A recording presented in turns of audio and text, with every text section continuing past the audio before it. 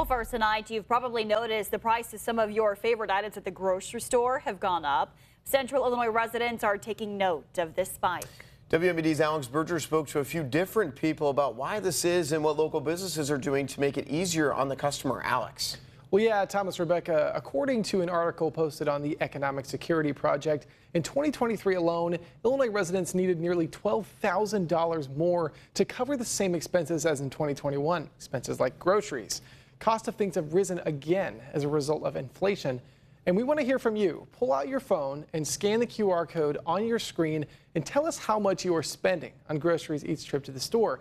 Now, one financial planner I spoke with says with the high price in groceries, in order to help yourself financially, you may have to make some purchase changes.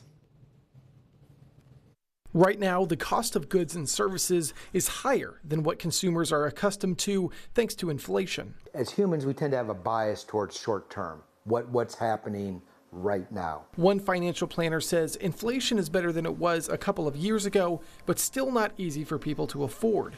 However, he doesn't advise you to look at your savings when heading to the grocery store. Should you be tapping your emergency fund because groceries are higher?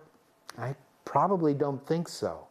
An emergency fund is exactly for an emergency. Sous Chef in Peoria is a small business that sells locally sourced products and ready-to-eat food. The manager says the price hikes of places like Walmart or Costco hasn't quite reached them yet. I think it's hit larger places more because they get from a bigger network that has already been hit. And my network is smaller and thus more insulated, but it all trickles down. The cost of coffee is rising as well.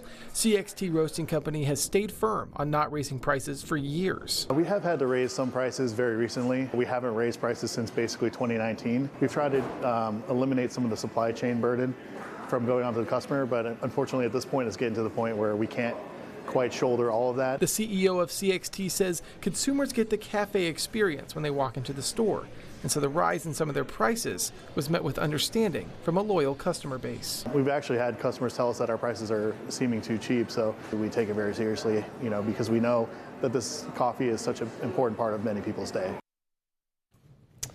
And to read more about how these local businesses are taking the customer first approach in these high price times, it's on our website, ciproud.com. Thomas.